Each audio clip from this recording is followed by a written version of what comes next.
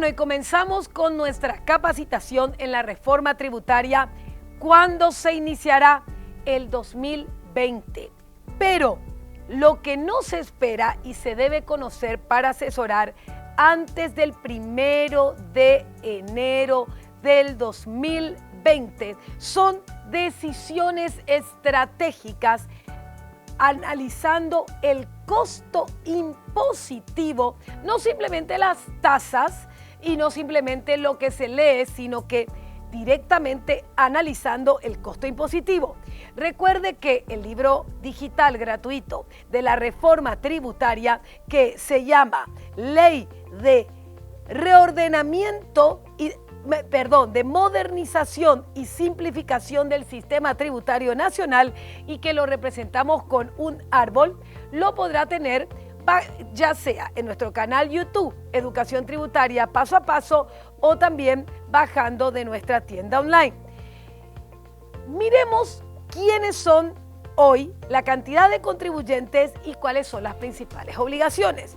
Si vemos los impuestos indirectos, como son el IVA y el impuesto selectivo al consumo, son los que más recaudan, y esos son los que perjudican a los que menos tienen, porque justamente los impuestos indirectos son los que pagan quienes tienen menos capacidad contributiva.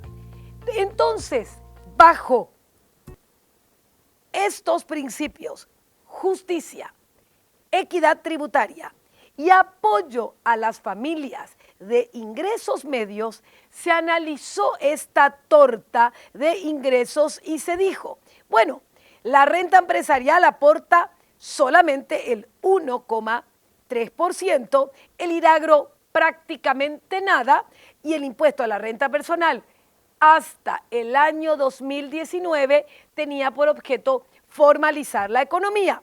Pero fíjense una contribución importante. El impuesto a la renta del pequeño contribuyente aporta el 17%, es decir, prácticamente igual que el IRASIS y el IRAGRO.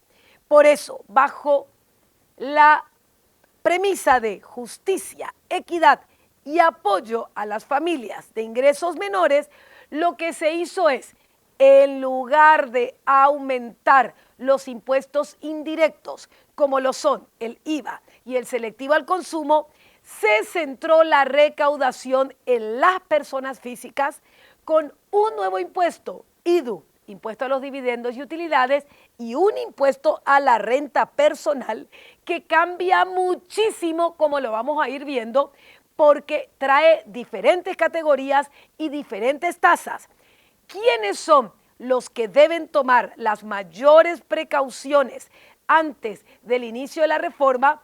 Y justamente son los que se unifican en el IRE, las actividades agropecuarias, que son las que van a tener el mismo tratamiento que el IRASIS.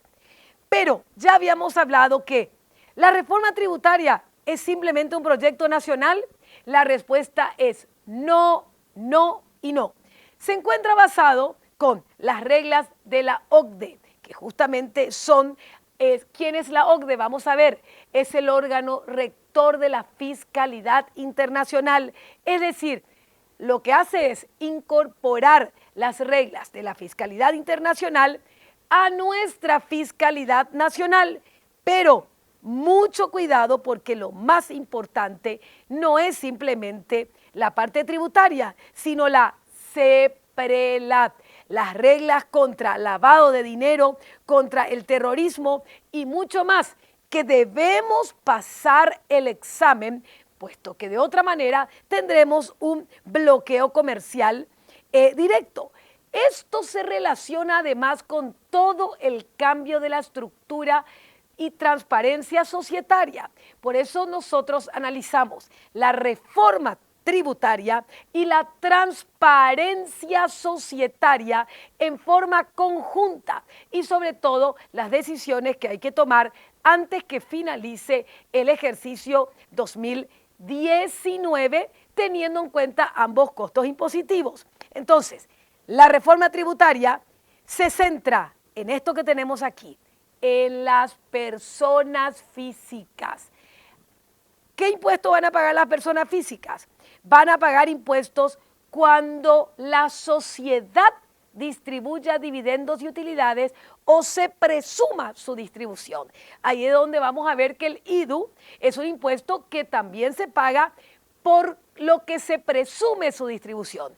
Y vamos a ir analizando cuáles son las cuentas que no deben aparecer en el balance 2019, porque caso contrario se van a presumir que son dividendos y utilidades, por eso que hay que ir haciendo la gestión rápidamente.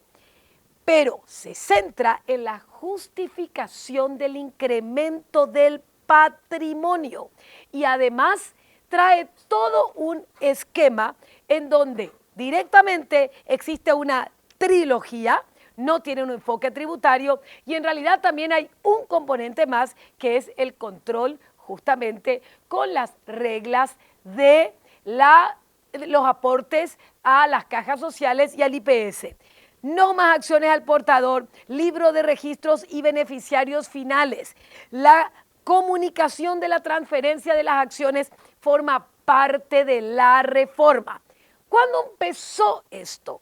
¿Y cuál es el problema del apuro? Mucha gente dice, pero ¿cómo va a empezar ahora? Y la verdad que todo esto empezó cuando Paraguay, en el año 2010, así como están escuchando, aprueba el memorándum de entendimiento de los gobiernos en lo que se llama el GAFI y GAFI-SUD. En el 2010 nos hemos comprometido a realizar las 34 acciones y recomendaciones del GAFI y GAFI-SUD. Fíjense en este cuadro. En el 2017, Paraguay se incorpora al Centro de Desarrollo de la OCDE y de ahí empiezan a venir los controles. Y dice, pero Paraguay, vos prometiste no más acciones al portador, beneficiario efectivo, transferencia de información, prácticamente levantamiento del secreto bancario y resulta que no hiciste nada aún. Ahí rápidamente, luego se modifica el Código Civil en el año 2017, pero siguió todo sin las reglamentaciones hasta que vuelve a venir un control y dicen, perfecto, me modificaste ya el estatuto, mejor dicho, modificaste el Código Civil para establecer una de las recomendaciones del GAFI y GAFI-SUD, no más acciones al portador, pero no las implementaste. Recién empiezan a salir las reglamentaciones en junio y julio y prácticamente los 2 años que se había aprobado por ley y por compromiso internacional para que se culmine todo el proceso de transferencia y traspaso de las acciones nominativas al portador en nominativas y muchas otras cosas más, vence el 10 de octubre del 2019. A la fecha ya se ha establecido un proyecto de ley para prorrogar el plazo. Se va a prorrogar el plazo hasta el 10 de diciembre del 2019. Nada. Pero no solamente al prorrogarse el plazo hasta esa fecha, tenemos justamente un plazo un poco más corto, sino que, como lo vamos a ir analizando, las sanciones son aún mayor. En conclusión, esta reforma no es simplemente una reforma nacional, sino a través de la incorporación del Paraguay al Centro de Desarrollo de la OCDE, estamos ante un nuevo desafío y una nueva rama del derecho tributario internacional con su soft law y con sus tratados internacionales, y esto es lo que se ha incorporado en la ley para lucha contra paraísos fiscales, empresas relacionados, establecimiento permanente, lucha contra el lavado de dinero y hoy el camino que tiene que seguir el asesor tributario es pasar del derecho tributario nacional al derecho tributario internacional, porque Paraguay va a firmar convenios de doble imposición que tienen un orden de prelación superior a la ley tributaria.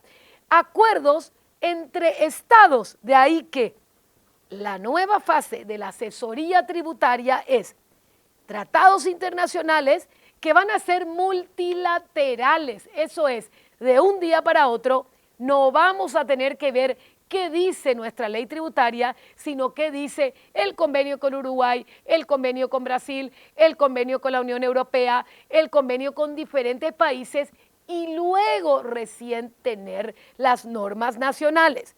Es decir, Paraguay se incorpora con la fiscalidad internacional, va incorporando las directrices, buenas prácticas a esa legislación y esto es muy fácil de saberlo porque en las reglas de la fiscalidad internacional usted simplemente puede ir, por ejemplo, la página web de la OCDE y acá tiene las principales directrices e instrumentos diseñados para afrontar los problemas de la fiscalidad internacional.